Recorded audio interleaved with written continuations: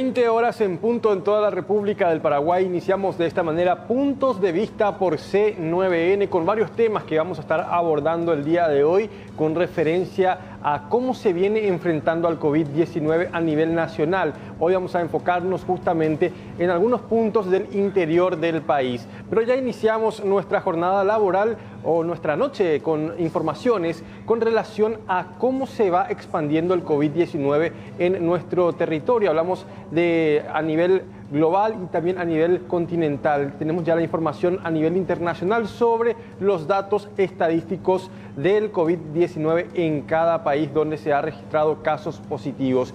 Y total confirmados hasta la fecha, tenemos 2.240.191 casos confirmados en todo el mundo. En primer lugar sigue estando Estados Unidos con 699.105 casos confirmados. En segundo lugar España con 188.167.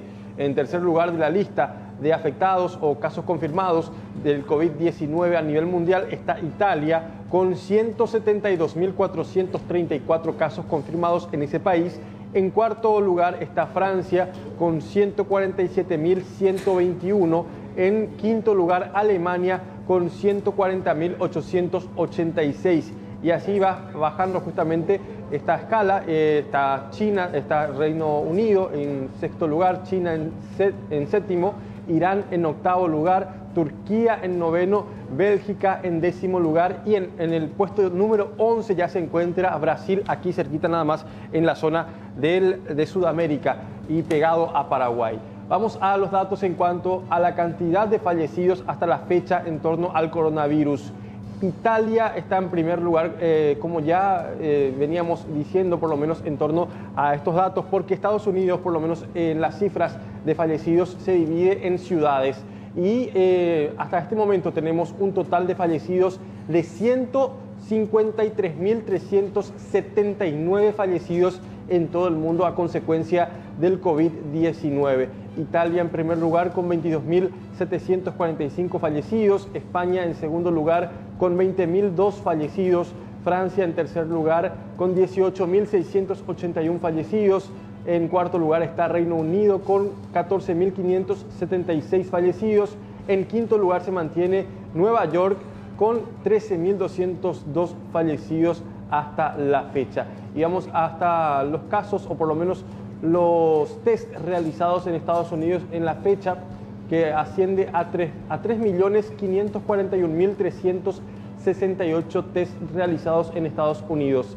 Y vamos también a mirar un poquito en cuanto a los recuperados, que es lo positivo de esta lista, que bueno, preocupa de vez en cuando uno se da cuenta de la cantidad de fallecidos, cantidad de casos confirmados, pero también hay que señalar que hay personas ya recuperadas en diferentes países, en diferentes continentes en torno al coronavirus, sobre esta cantidad que se va actualizando día a día y minuto a minuto prácticamente en torno a esta página que administra o justamente junta todos los datos para poder ponerlo a disposición del mundo entero.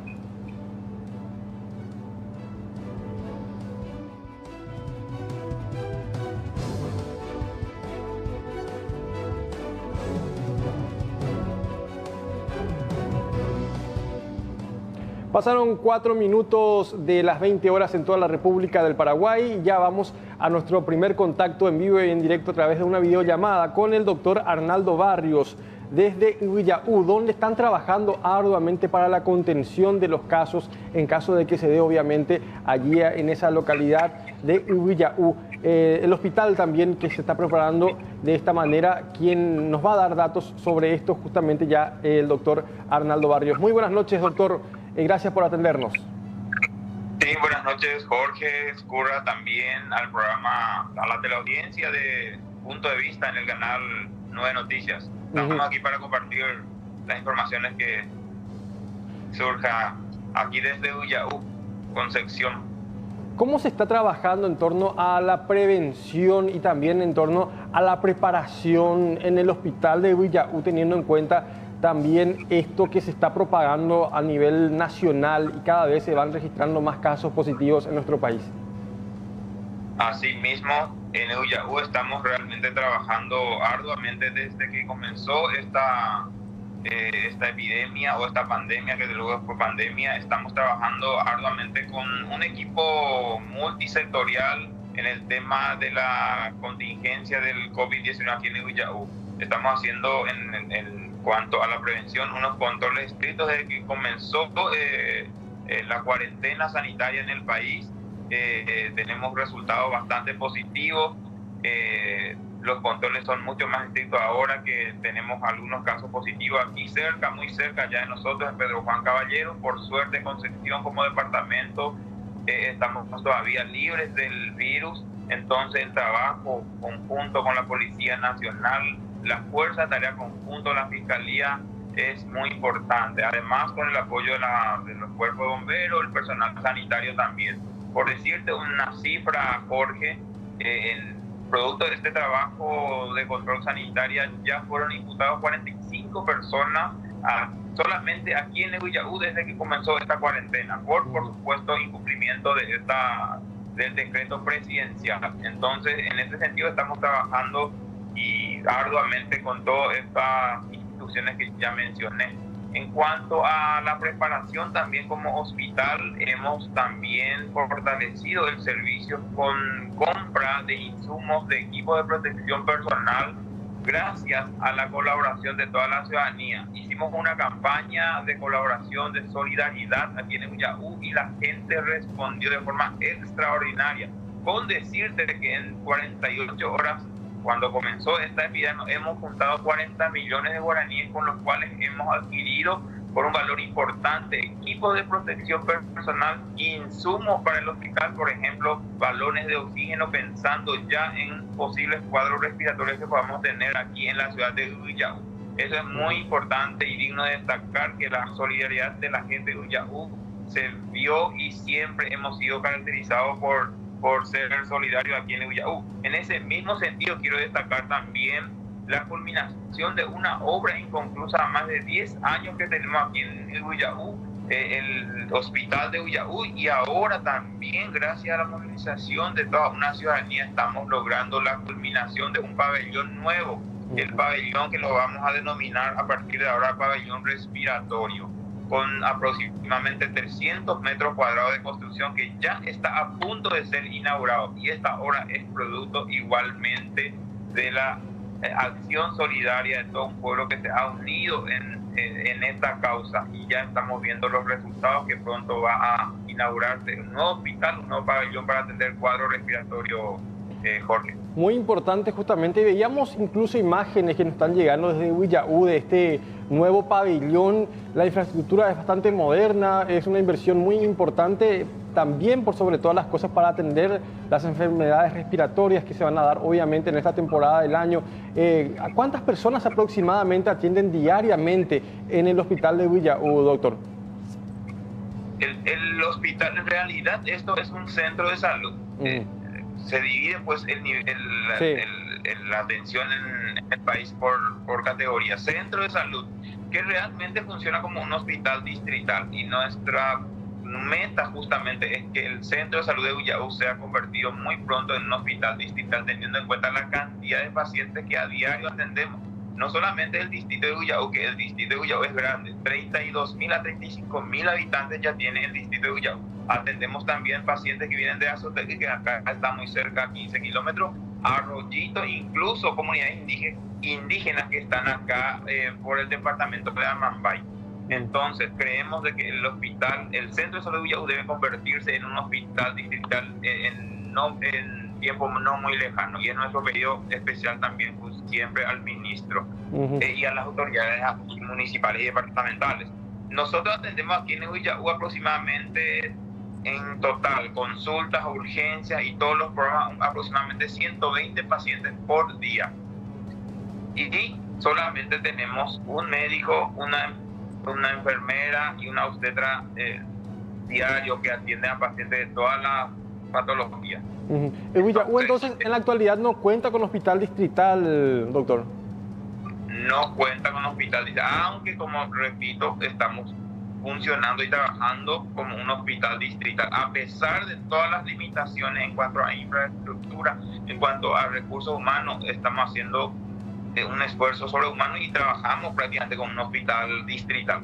A excepción de las cirugías que no se hacen, el resto ya estamos haciendo todo. Laboratorio, imagen, ecografía, urgencia 24 horas, médico 24 horas, especialista en pediatría, ginecología, imagen, ecografía, laboratorio, como les dije. Entonces, solamente faltaría la denominación con la cirugía para que pueda ser llamado un hospital distrital. ¿Y cuál es el hospital distrital más cercano de ustedes, de la zona de Huilladú, doctor? Es la de Orqueta, a 78 kilómetros aproximadamente, a 80, 78, 80 kilómetros de Huilladú, el hospital. Y el hospital regional de Concepción, que es nuestro hospital de referencia, está a 100 kilómetros. O sea que si uno tiene una emergencia, por ejemplo, que no se tiene allí, o por lo menos algunos análisis o lo que mencionaba justamente que faltan allí en el lugar, hablamos del centro de salud, deben de irse entre 78 kilómetros a 100 kilómetros para poder realizarse eso que usted mencionaba, doctor. Realmente más de 100 kilómetros.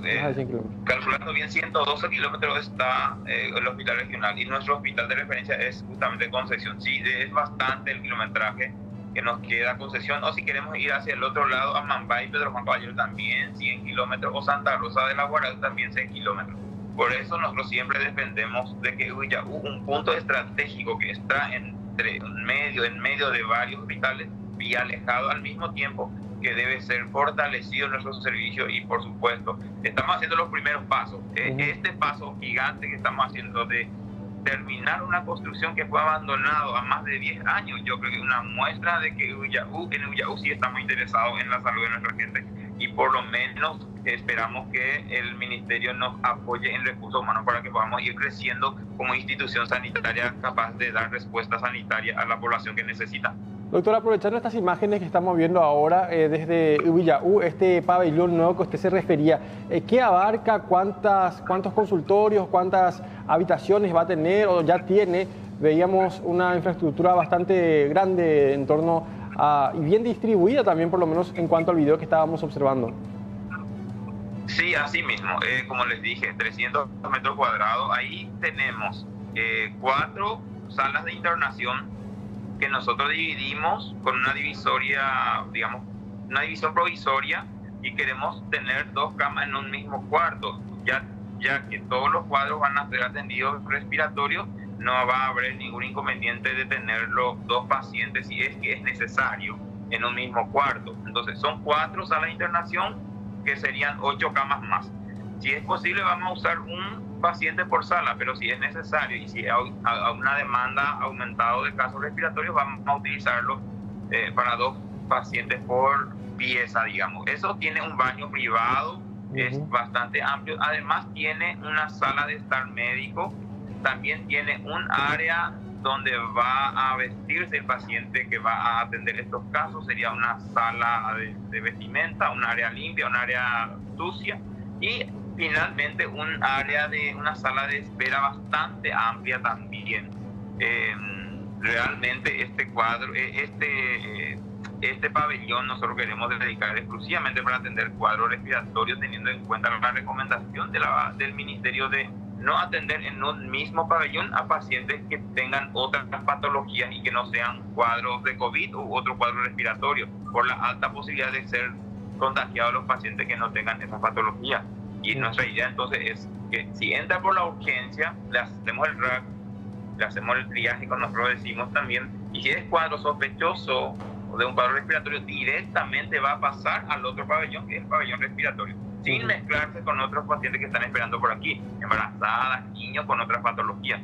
Entonces esa es nuestra idea y gracias a Dios estamos logrando.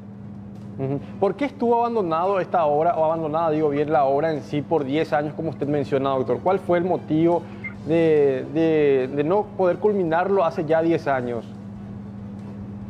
Yo soy director hace 2 años y medio recientemente, ¿verdad?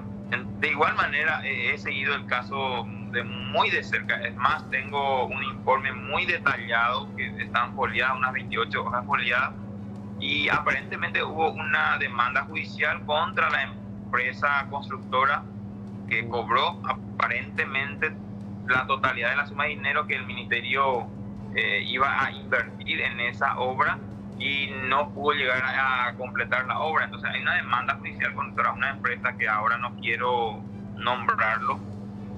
Y entonces se quedó varado durante prácticamente el gobierno anterior. Ahora, desde que yo asumí, empezamos a mover esto con el director regional, con el intendente municipal. Igual, el predio que tiene 1 hectárea no estaba, el título no estaba a nombre del ministerio, y aparentemente era una limitación para que el ministerio pueda invertir nuevamente en esta obra. Hicimos las gestiones con el intendente, se logró tener el título, ya está titulado a nombre del ministerio, y finalmente el año pasado nosotros personalmente nos fuimos hasta el ministerio, hablamos con el ministro y se comprometió. Ahora mismo está en proceso, pasó de recursos financieros a recursos físicos del ministerio, un posible, digamos, plan para terminar esta obra, de una inversión aproximadamente de 1.200 millones de guaraníes. Creo que estaba presupuestado para este año esta culminación o en el siguiente. Pero esa era la perspectiva, que estaba parada la obra porque estaba judicializado justamente. Entiendo. Por lo que ya mencioné. Entonces, esta obra, este pabellón que estamos mostrando ahora, el pabellón respiratorio, ¿fue concluido a través del ministerio, a través de fondos del Ministerio de Salud? No. Esto, con una inversión, te digo, aproximadamente con todo el equipamiento, porque ya estamos pidiendo camas, con nuestros recursos propios igualmente, balón de oxígeno, etcétera, una inversión de aproximadamente 120 millones de dólares con recursos propios del hospital. ¿Y cómo conseguimos el recurso?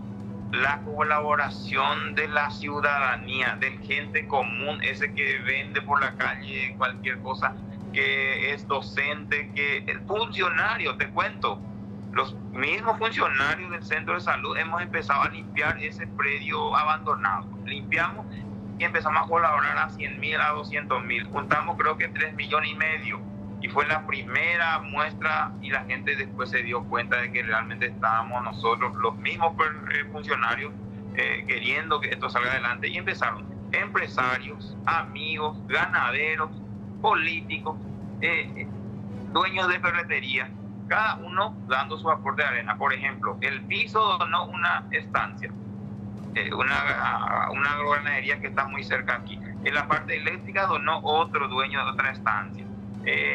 La pintura donó una ferretería con otra ferretería. Y así sucesivamente fuimos logrando una colaboración importante. Y también quiero destacar aquí, para la mano de obra que requiere de dinero, la Intendencia Municipal dio 20 millones de guaraníes y ayudó también a la gobernación con una suma de 10 millones. Y esto nos sirvió para pagar la mano de obra, que también quiero mencionar algo muy importante. La mayoría fueron voluntarios, no cobraron ni un guaraní para ir a colocar piso, para ir a pintar o para limpiar el hospital.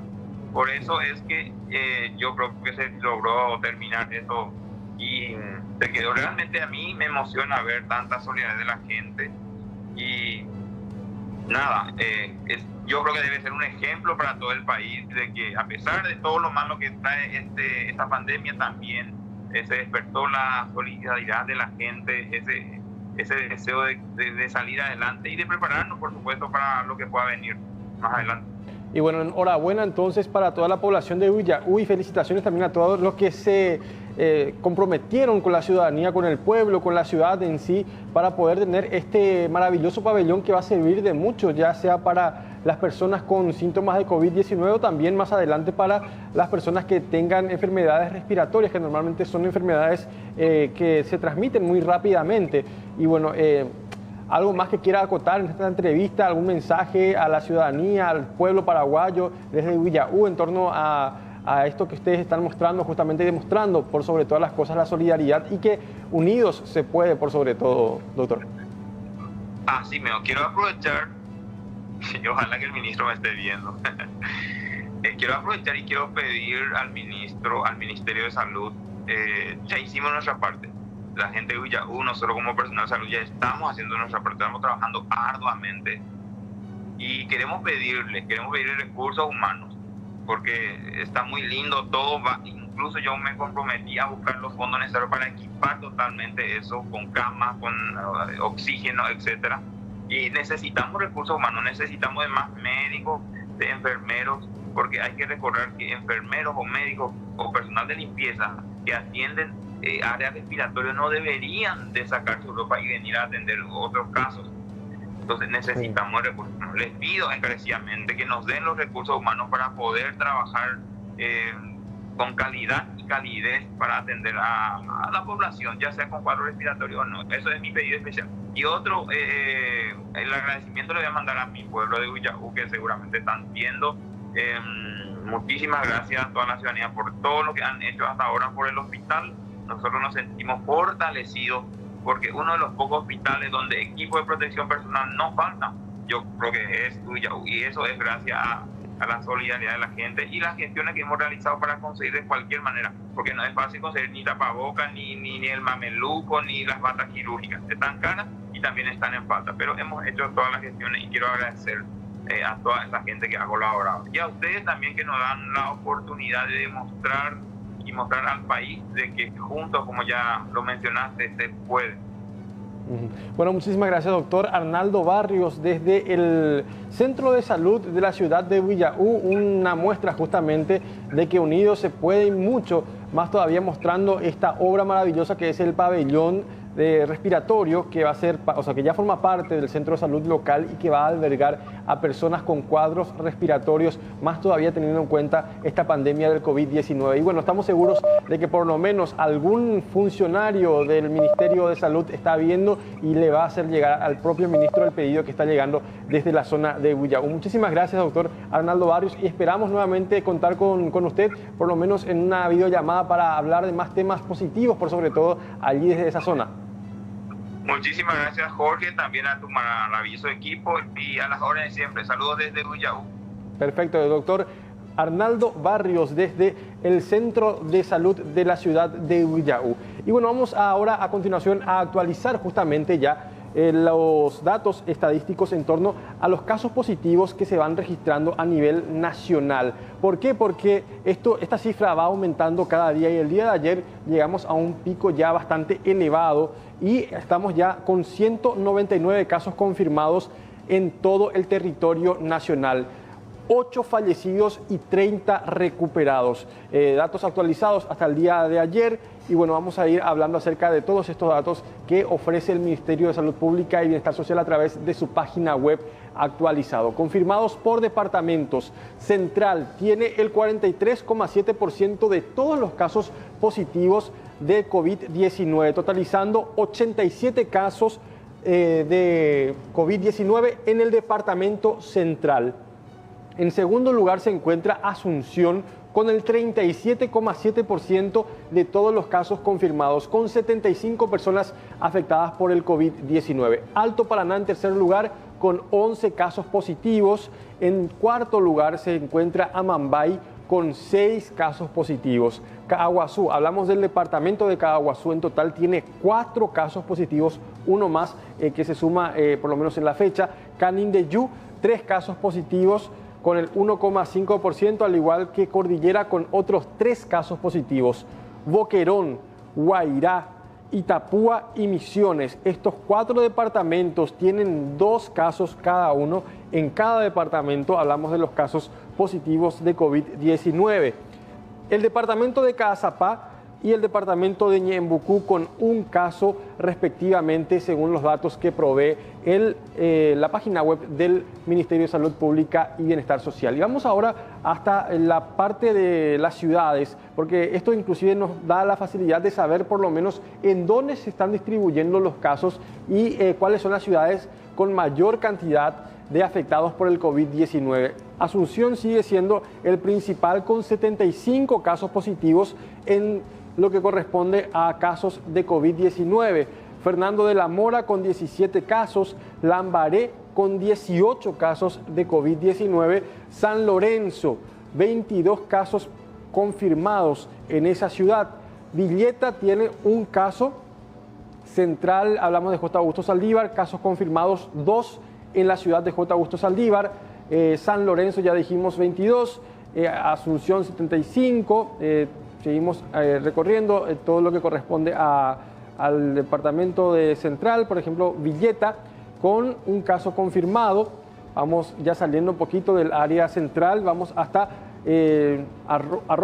vamos hasta Caaguazú. Caaguazú, Coronel Oviedo. Un caso confirmado en la ciudad de Coronel Oviedo, en el departamento de Caaguazú. Y ahí al lado nada más está la ciudad de Caaguazú con 3 casos confirmados en esa ciudad. Vamos hasta Caacupé con un caso confirmado en el departamento de Cordillera. Otro caso confirmado en Arroyos y Esteros, también en el departamento de Cordillera. Bocayatú del Iagüí con otro caso confirmado. Estos son entonces los casos en el departamento de Cordillera. Alto Paraná. En Ciudad del Este, capital del Alto Paraná, se han confirmado 6 casos hasta este momento. Y ahí al lado nada más está Hernandarias con 5 casos confirmados hacia esa zona del país.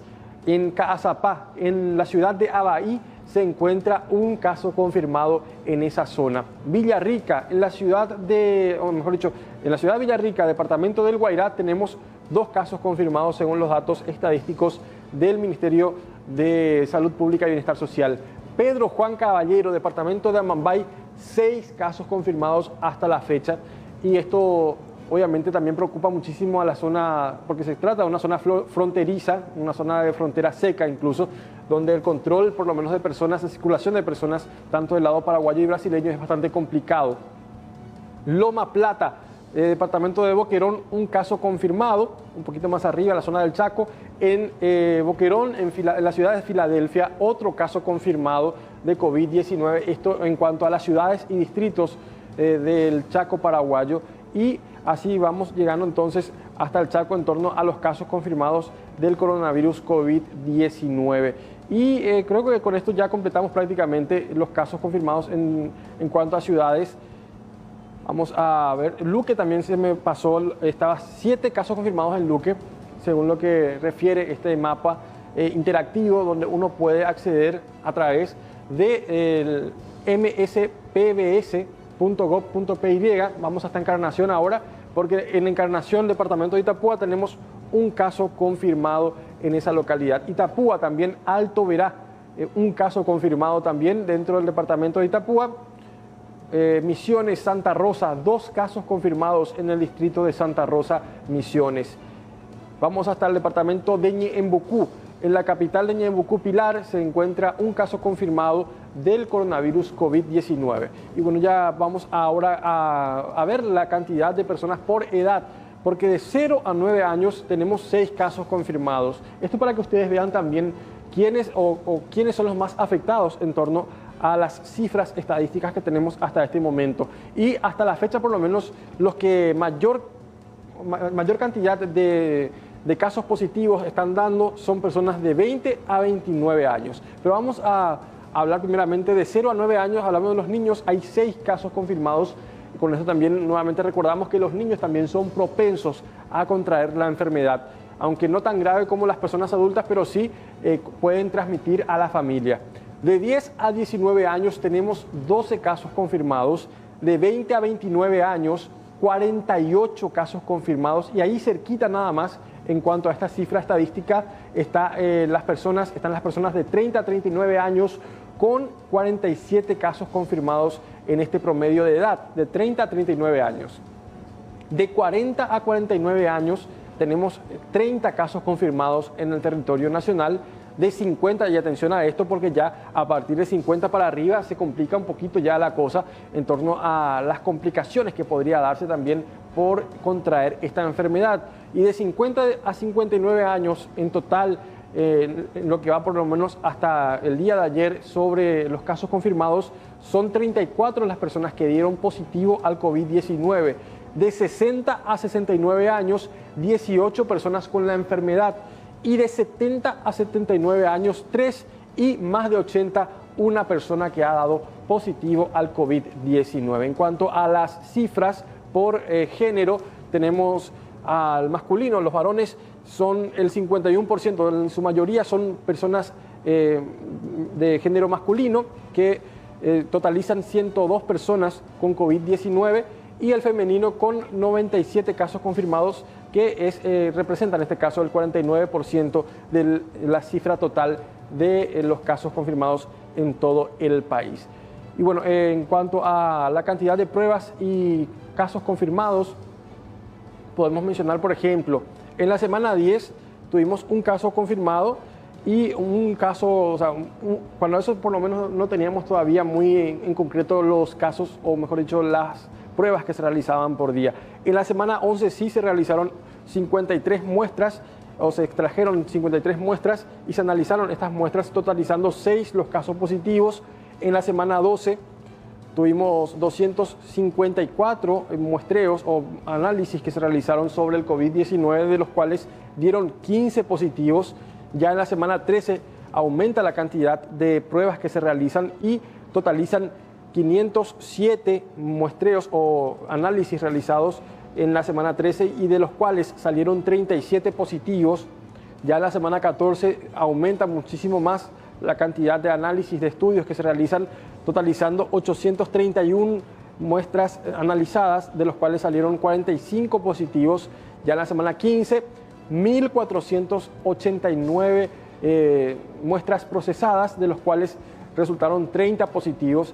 Y en la semana 16, 1.477 muestras, de los cuales se salieron por lo menos positivos los resultados, 65, totalizando así 199 que tenemos hasta la fecha en torno a las estadísticas, a los números que maneja el Ministerio de Salud Pública y Bienestar Social del Paraguay. De esta manera entonces culminamos las estadísticas, la tabla en cuanto a promedios de edad, tanto también lugares donde se encuentran las personas con COVID-19 positivo. Usted, si quiere acceder a esta tabla y también al mapa interactivo donde uno puede ampliar y ver las ciudades, pueden hacerlo accediendo a MSPBS, que significa Ministerio de Salud Pública y Bienestar Social, .gov.py, donde van a encontrar todos los datos actualizados sobre el coronavirus COVID-19.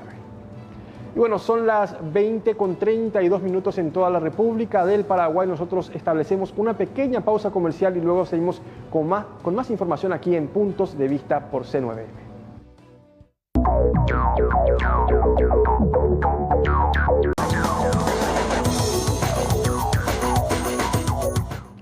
Continuamos con Puntos de Vista y ahora debemos hablar acerca de esto que tiene que ver con el empleo, con el trabajo, cómo está afectando esta crisis económica que estamos viviendo a nivel mundial prácticamente a consecuencia de las medidas adoptadas contra el COVID-19 para evitar su propagación. El día de hoy la ministra de Trabajo, Carla Bacigalupo, comentó que las medidas y políticas en favor a los trabajadores en nuestro país van por muy buen camino. Si bien los números de desempleados y de suspensiones de contrato van en aumento, se está viendo la forma de poder subsidiar lo más rápido posible, en conjunto con el Instituto de Previsión Social. A continuación les presentamos entonces la nota con la ministra de Trabajo, Carla Bacigalupo.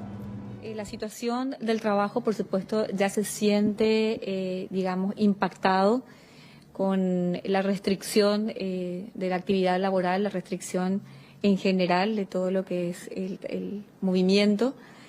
Sabemos que esto está impactando a nivel mundial.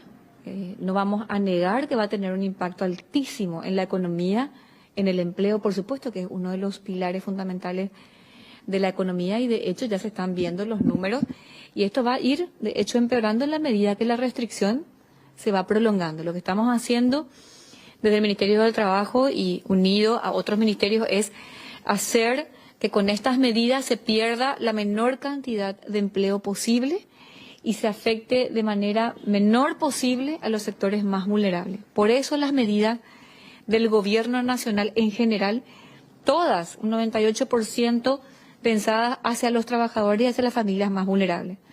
Pero hoy, en el mes de marzo y abril tenemos más de 8.000 bajas en IPS por despido y despido injustificado. Y tenemos ante el Ministerio del Trabajo 1.560 denuncias por despido.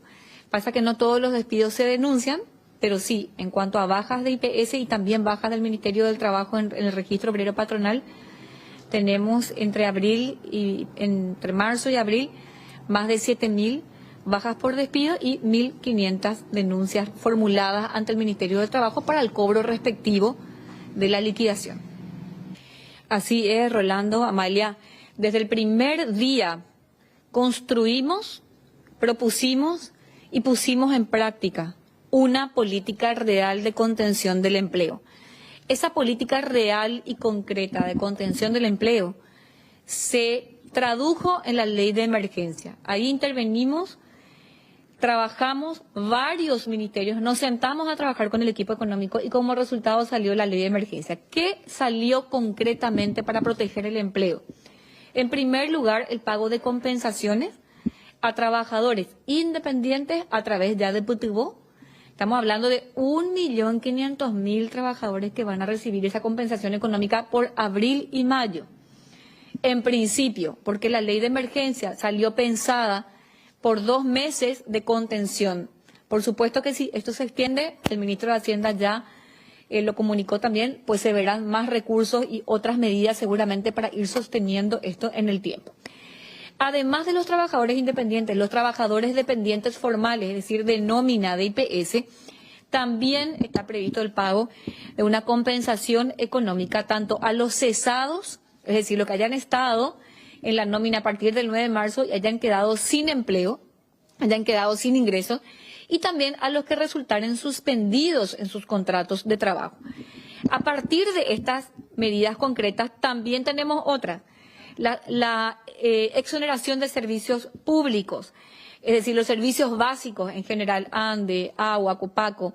Nosotros tenemos como escenario principal dar abril y mayo porque sabemos que la restricción va hasta fines de mayo, pero los empleadores pueden ir un mes más y solicitar una prórroga ante el Ministerio de Trabajo en el caso de que el Ministerio de Salud así lo indique. Pero en cuanto a recursos económicos y pago de compensaciones, el Ministerio de Hacienda ya manifestó que si esto se extiende, pues bueno, habrá que destinar más fondos para seguir llegando a todos nuestros trabajadores como hoy ya estamos haciendo. Hoy a través de Putibó ya estamos llegando a los trabajadores informales, a través de Ñangarecó estamos llegando a muchísimas familias afectadas, vulnerables con los kits de alimentos. Hemos llegado a muchísimas familias paraguayas y ahora a través del pago del subsidio de IPS, cuando IPS ya reglamente este pago, que tengo entendido que es entre esta semana y la siguiente, vamos a poder ya llegar a todos los trabajadores formales de nómina. Vuelvo a decir, no solamente los suspendidos, sino también los cesados o cuyos contratos de trabajo hayan dado ser por terminados. Bueno, en realidad yo creo que hay una política muy concreta del Ministerio de Hacienda, no veo que no haya ninguna inacción. El Ministerio de Hacienda y el Banco Central de Paraguay, vuelvo a decir, hace unos días dieron una capitalización sumamente importante a 2 fondos de extrema importancia para dar liquidez y garantía al sistema bancario. Lo que yo sí veo es un sistema bancario que todavía no reacciona.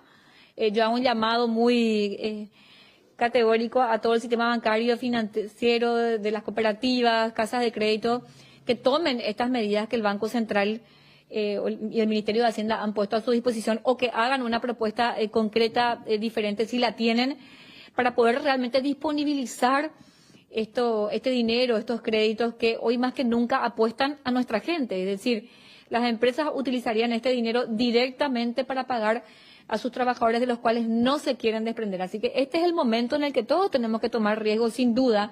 No hay operación o actividad en plena crisis que no se tome con un riesgo.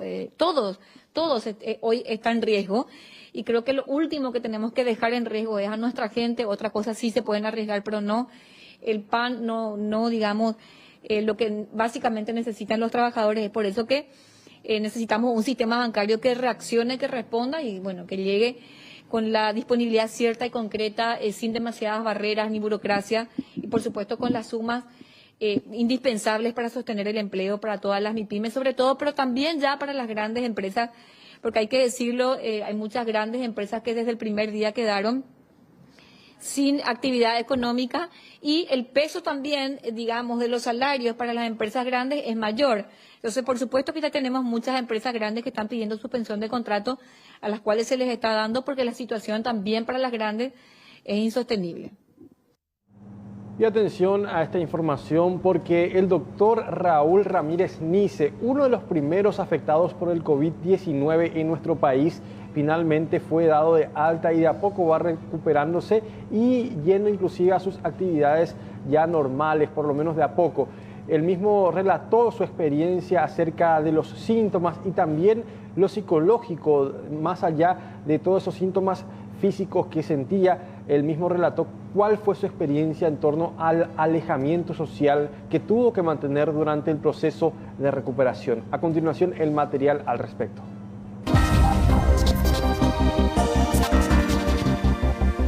El doctor Raúl Ramírez Niza fue uno de los primeros compatriotas internados por COVID-19. Adquirió el virus en el ejercicio de su labor como médico, tras atender a un paciente que luego se confirmaba padecía la enfermedad. Tras vivir días de mucha angustia e incertidumbre, completamente aislado y alejado de sus seres queridos, cuenta toda su experiencia con el coronavirus. Ante la fiebre que no cedía, me hicieron una radiografía donde se vio esas lesiones que hablaban de una infección pulmonar, y al ingresar a la mañana siguiente me hacen el estudio, al día siguiente me hacen el estudio que en ese momento solamente el ministerio podía hacer, y 24 horas después se confirmó el cuadro. Los síntomas que más tuve fueron la fiebre y el cambio en el sabor, ¿verdad? No tuve un síntoma así muy contundente de la parte respiratoria, a pesar de que la imagen no era muy alentadora, ¿verdad? Mostraba una neumonía grave, ¿verdad? Y ese fue el motivo de la internación, ¿verdad? El doctor Niza fue internado en el Centro Médico Bautista. Afortunadamente no requirió de terapia. Toda su familia entró en cuarentena. Cuenta que lo más difícil fue el aislamiento alejado de sus seres queridos. Su esposa también se contagió, pero no requirió de internación. La verdad es que yo tengo muchos años de médico, ya más de 30, y nunca he visto una enfermedad que te cause tal grado de aislamiento, ¿verdad? Porque hasta el segundo día que nos enteramos de que él es positivo, mi hermano incluso quedaba a dormir conmigo. Después, por supuesto, toda la familia tuvo que entrar en la cuarentena que está protocolizada, ¿verdad? 6 días más o menos que yo empecé el cuadro. Mi esposa empezó con un cuadro medio respiratorio y algo, entonces pensamos que era una influenza. Se tomó el medicamento que estaba indicado. No obstante, se hizo la prueba a ella el mismo día que yo me hice. Le salió positivo y bueno, ella no, gracias a Dios no hizo ningún tipo de complicación. Fue cuidada, fue chequeada, monitorizada por la doctora Estela diariamente, y hicimos todos los controles y los protocolos que están escritos, ¿verdad? Respecto a cuando uno está de alta desde el punto de vista de contagio, incluso en ella y en mí, ¿verdad? El médico recordó que sabía que su condición era delicada al confirmarse su caso y estar en tratamiento, que en ese entonces aún no era específico. No había, sobre todo en ese momento, nada establecido. Había muchos protocolos y de hecho de distintos lugares, y ella usó el protocolo que era el que se disponía en ese momento en el país, que básicamente el soporte de los cuidados, el soporte, la cloroquina y un antiviral también, para que es lo que es lo que uno de los protocolos, pero hay que ver que ese protocolo probablemente hoy, quizás ella hoy con un paciente no va a usar, ¿verdad? Y justamente estoy en contacto con ella permanente y me habla de la experiencia de los italianos, que ayer se difundió, se viralizó, ¿verdad? Está la experiencia de los españoles también con el tema de corticoides. Así que hay mucho por aprender todavía sobre los protocolos, y los tratamientos pueden ser muy diversos según el médico y según el momento que le toque la enfermedad. En mi caso, yo puedo decir, gracias a Dios, que falta de aire, así como sentir que no podía respirar, incluso que requería oxígeno, no fue así. Impacto fuerte fue la imagen radiológica, que yo sabía por mi condición de médico de la gravedad. La evolución que uno está ahí pendiente, el saber que no había en ese momento un protocolo muy definitivo, ¿verdad? Creo que hoy hemos avanzado en algo, por lo menos, ¿verdad? La posibilidad y después todo el componente emocional de la posibilidad de una complicación o un empeoramiento en cualquier momento, ¿verdad? Finalmente dejó una reflexión a los compatriotas, alentándolos a cuidarse y cumplir con las medidas adoptadas en esta cuarentena sanitaria. Creo que lo que nuestras autoridades están haciendo es importante. Miremos las estadísticas de otros países y la nuestra, y creo que a tiempo se están haciendo. Y no es porque las autoridades solamente, sino porque nuestra gente está respondiendo, cuidándose de una u otra manera, ¿verdad? Y creo que tenemos que seguir cuidándonos, ¿verdad? Hay mucha información nueva que va viniendo a diario. Todos estamos esperanzados en algún medio más simple de tratamiento, ¿verdad?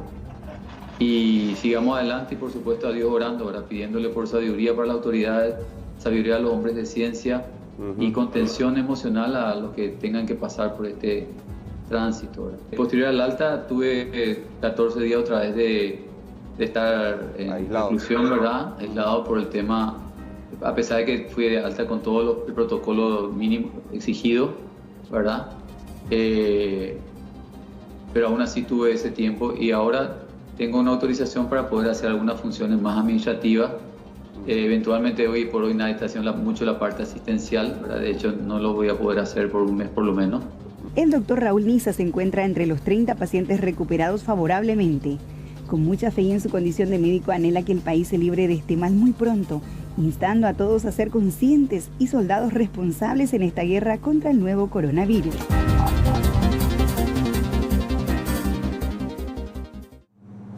Y desde la séptima región sanitaria, hablamos de la zona del departamento de Itapúa, informaron de que el último caso, por lo menos confirmado en ese departamento, no correspondería a una persona que está habitando ese lugar. Más bien se trata de una persona nacida en el departamento, pero que se encuentra aislada, pero en otro departamento, según las explicaciones de los médicos de la séptima región sanitaria del departamento de Itapúa.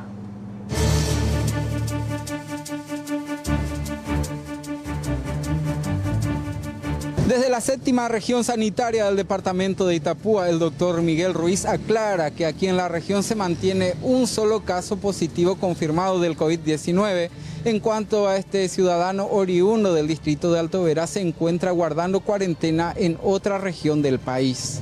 Se ha lanzado inclusive desde el nivel central que ha habido un caso, pero la aclaratoria que tenemos que hacer es que el paciente oriundamente es de ahí, pero en este momento no se encuentra ahí. Es decir, en el todo, antes de la enfermedad y en el transcurso de la enfermedad, el paciente no está en Alto Verá. Entonces, le tengo que explicar eso y aclarar eso, ¿no es cierto? Y él está guardando cuarentena en otro lugar, en otro departamento del país. Entonces, pienso que ese es el motivo de la consulta y el motivo por ahí de la confusión, ¿entiendes?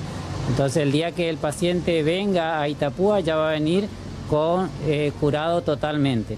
Es decir, el paciente está ahora en su proceso de convaleciente y el paciente va a venir, cuando venga a Itapúa, ya va a venir recuperado totalmente. Bueno, la ciudadanía, la población, los itapuenses quieren saber si seguimos manteniendo hasta el día de hoy un caso positivo. Claro, ese señor también es de Itapúa, obviamente, pero actualmente no está en Itapúa ni no tiene ningún nexo con Itapúa por el desarrollo de esta enfermedad, ¿se entiende? Entonces, y el caso primario sí es un solo caso que tenemos hasta actualmente, que es el que estamos haciendo ya los controles para darle su alta en breve, en pocos días más. Bueno, doctor, aprovechamos ya tu espacio, encontrarle las recomendaciones para la gente a seguir tomando conciencia más que nada. Sí, y la verdad que sí, esa es la herramienta única que tenemos, que yo pienso que las directivas del Ministerio están bien claras, están bien socializadas, todo el mundo las sabe, así que realmente a cuidarse, a distanciarse, a tomar los recaudos necesarios y si es imprescindible salir en bajo las condiciones que marca el Ministerio, que marcan los diferentes entes también del Estado, porque sabemos que algunos ya están empezando a salir o tienen algunas excepciones, entonces salir bajo las condiciones y las normas que ellos nos dictamina porque son las mejores para salvaguardar nuestra salud. Tras la aclaración, el doctor Miguel Ruiz aprovechó para llamar a conciencia ciudadana a no bajar la guardia y a tomar todas las medidas sanitarias necesarias.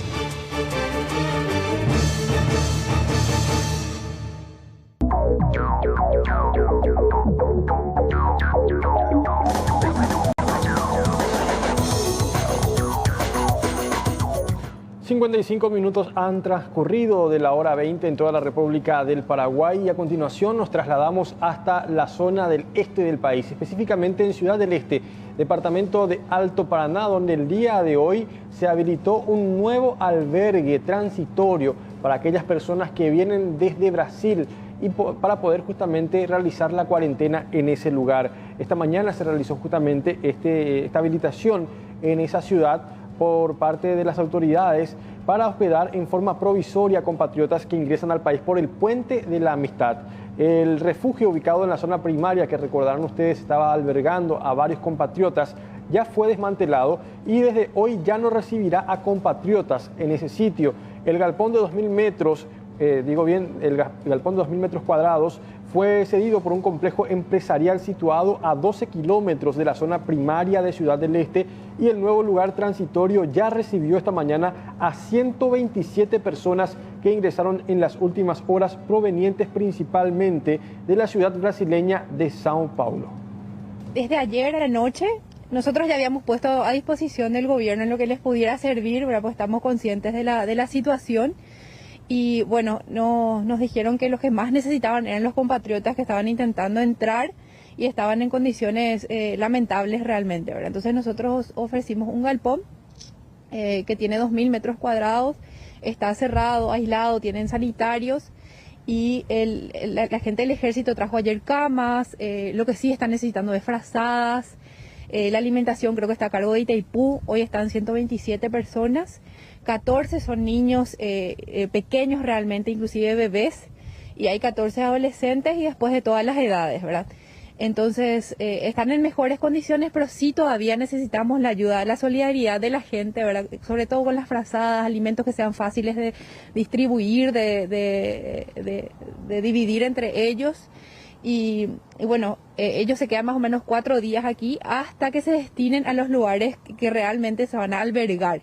Son lugares transitorios, así como antes estaba el puente, ahora están aquí, hasta que se estudie sus condiciones y se vea un lugar donde realmente se puedan quedar. Entonces, estas personas, estos ciudadanos paraguayos, ya se encuentran aquí, 127 son, y bueno, se espera también otras personas, otros paraguayos que lleguen desde el exterior para que puedan también quedarse en este lugar. La información que tenemos es que hay varios en lista de espera, hay varios que necesitan entrar, y por eso es que 4 días más o menos máximo se quedan y se les ubica en un lugar definitivo después. Entonces ahí vuelve a entrar otra camada, otro grupo que necesita entrar, ¿verdad? Sabemos que los compatriotas, muchos han perdido su trabajo en otras partes, estaban en Brasil o en otros lugares del mundo, están sin nada, ¿verdad? Vienen literalmente solo con su maleta, no tienen condiciones de sobrevivir en otra parte y quieren apoyarse de sus familiares, ¿verdad? Entonces nosotros tenemos la idea de que como nación no podemos darle la espalda a nuestros compatriotas en este momento,